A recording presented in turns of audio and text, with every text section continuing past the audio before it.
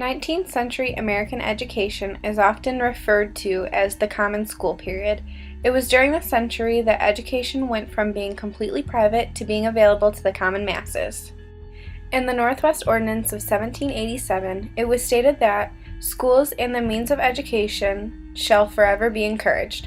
200 years later, the advocates of the Common School movement of 1840 proposed that public schools should be accountable to local school boards and state governments. Michigan was a leader in the field of public education in the 19th century. Michigan went from a completely centralized control of education to a totally decentralized approach under the Education Act of 1817. School districts in each township had a moderator, a director, an assessor, and 3 school inspectors. The Union Congress managed the school funds and the disposal of lands.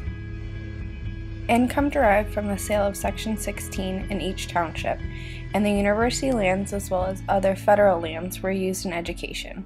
States also collected tax for education like levy taxes and a tax for suitable library case. It was $10 per year for purchase of books. Money and school lands were the most important prerequisite for Michigan education system. In the Constitution of 1835 in Michigan, Isaac E. Crary of Marshall prepared the Article for Education, which is known as Article X.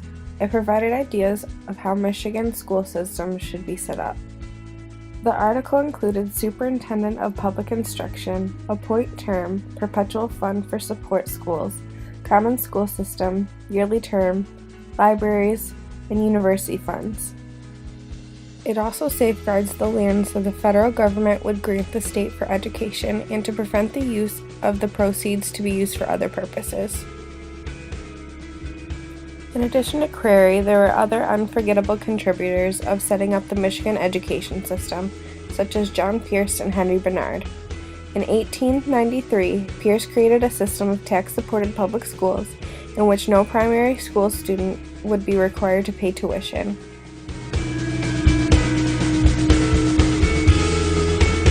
There are 2 men who are well known for the making and establishing of education in Michigan. These 2 men are John Pierce and Isaac Crary. Neither of them were born and raised in Michigan, but later on in their lives, they both ended up in this state and began something huge that would change lives completely.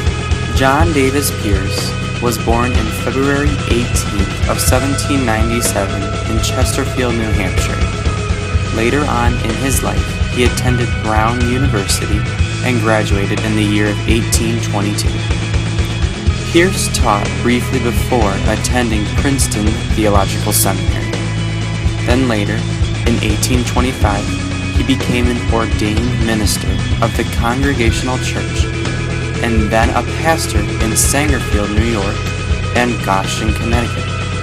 Later on, though, he lost his job in the late 1820s. John Pierce is known to be the establisher of the Michigan public school system, but he at first started out traveling to Michigan as a missionary, but then later planned a public education system as they planned to enter statehood, and subsequently appointed Michigan's first superintendent of public instruction from the years 1836 to 1841. He coordinated the state's elementary schools, created school districts with individual libraries, set professional qualifications for teachers, and sold public land for public education. Another gentleman named Isaac Crary was born in Preston, Connecticut, where he then attended the public schools and graduated from Trinity College in his first class in the year of 1827. During this time, he was also assistant editor of the New England Weekly Review.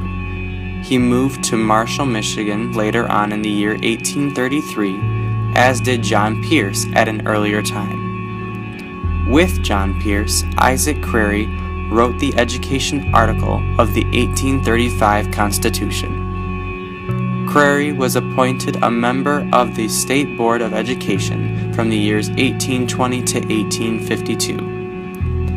Both Crary and Pierce planned Michigan's public school system and established a separate Department of Education run by a superintendent introducing uniform schooling in Michigan. In the year of 1837, the legislature approved much of Pierce's bold course of action by establishing a primary school district in each township and obligating districts to file annual reports with the state superintendent. Districts paid taxes for the support of schools, while state funding came from school funds set up by Isaac Crary. Later on, advances soon appeared, land was being sold for schools, and by the year of 1839, there was over 44,000 students attending schools daily. By 1860, a total of 4,087 school districts had been formed in Michigan, and the number of teachers were 7,921. Even though not all schools were free, 75% of the children between the age of 4 and 18 attended public schools in 1860.